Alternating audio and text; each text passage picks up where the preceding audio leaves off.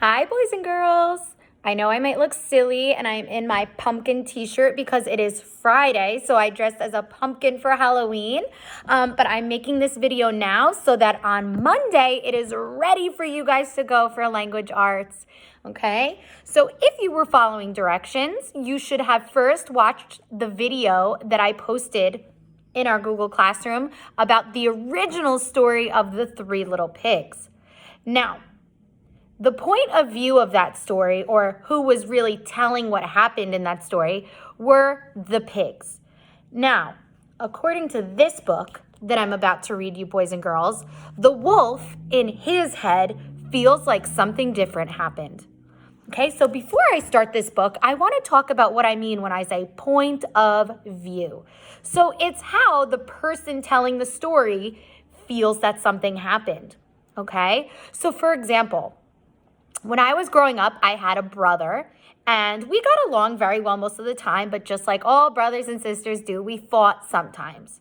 So sometimes when we got into a fight, I thought something happened, and my brother thought something different happened. And I would say, how can you be telling mom these stories about what happened? That's not what happened.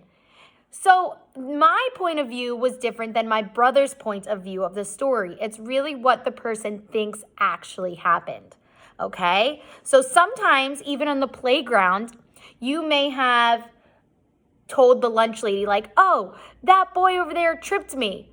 But then someone else on the playground might say, no, he didn't trip you. I saw you fall on your shoelace. So the point of view from someone else of what happened was different from the other person of what happened. Okay, it's a little bit tricky to understand, but we're going to work on it together during our Zoom later on, okay?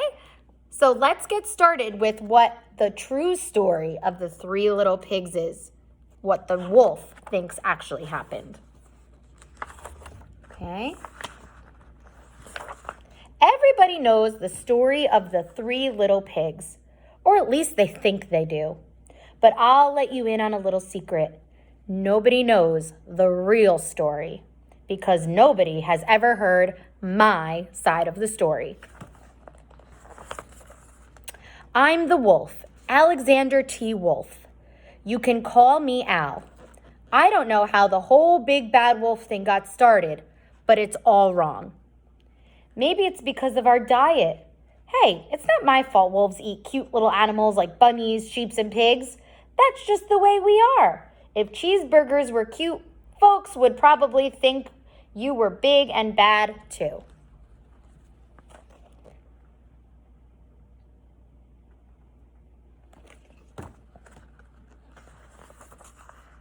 But like I was saying, the whole big bad wolf thing is all wrong. The real story is about to sneeze and a cup of sugar. This is the real story.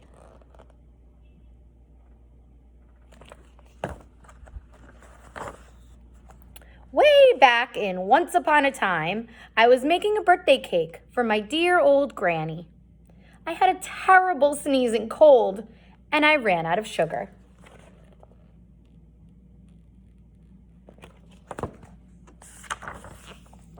So I walked down the street to ask my neighbor for a cup of sugar. Now, this neighbor was a pig. And he wasn't too bright either. He had built his whole house out of straw. Can you believe it? I mean, who in his right mind would build a house out of straw?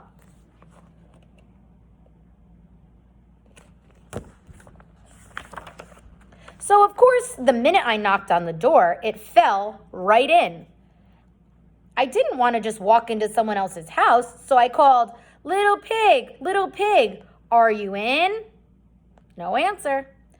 I was just about to go home without the cup of sugar for my dear old granny's birthday cake.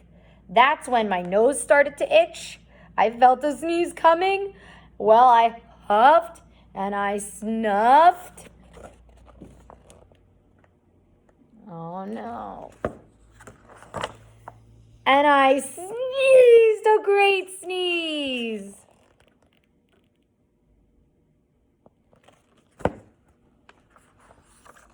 And you know what? That whole darn straw house fell down. And right in the middle of the pile of straw was the first little pig. dead as a doornail. He had been home the whole time. It seemed like a shame to leave a perfectly good ham dinner lying there in the straw, so I ate it up. Think of it as a big cheeseburger.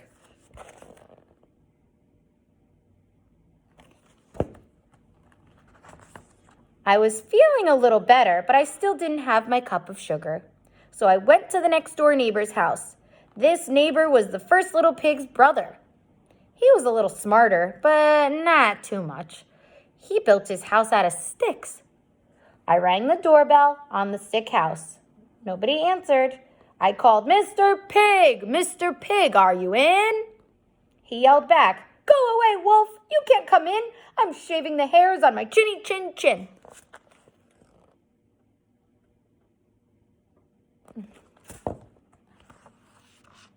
I had just grabbed the doorknob when I felt another sneeze coming.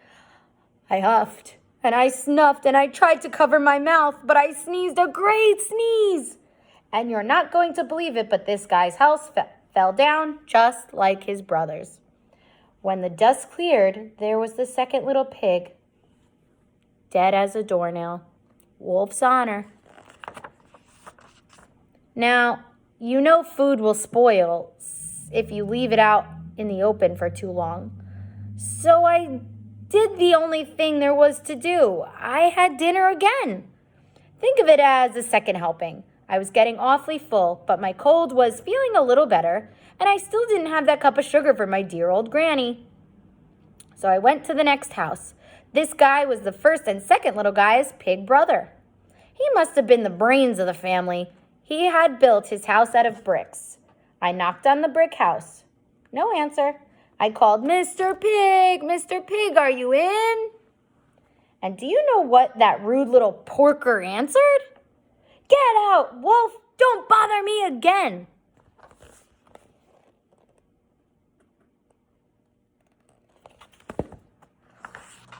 Talk about impolite. He probably had a whole sack full of sugar, and he wouldn't give me even one little cup for my dear sweet old granny's birthday cake. What a pig. I was just about to go home and maybe make a nice birthday card instead of a cake when I felt my cold coming on. I huffed and I snuffed and I sneezed once again, and the third little pig yelled, "And your old granny can sit on a pin." That's rude.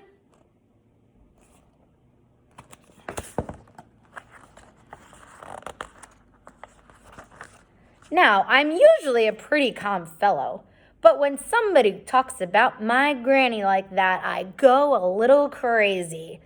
When the cops drove up, of course I was trying to break down this pig's door, and the whole time I was huffing and puffing and sneezing and making a real scene.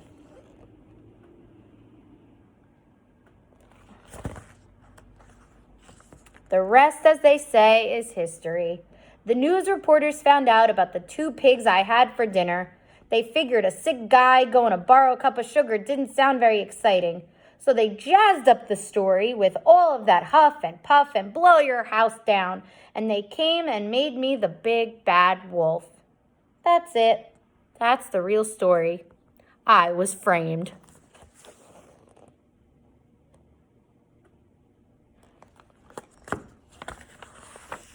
But maybe you could loan me a cup of sugar.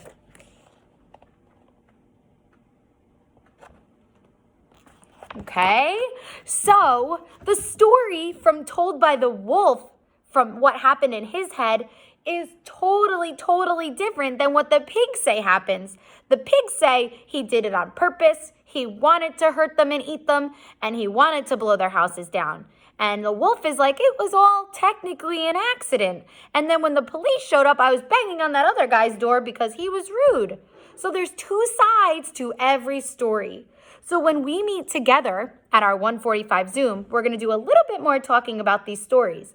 But on our Google Classroom below, you do have a few comprehension questions that go with this story. And I'm really interested to see what you guys have to say. So we will talk about this later on. And I hope you guys enjoy the rest of your day. Bye, buddies.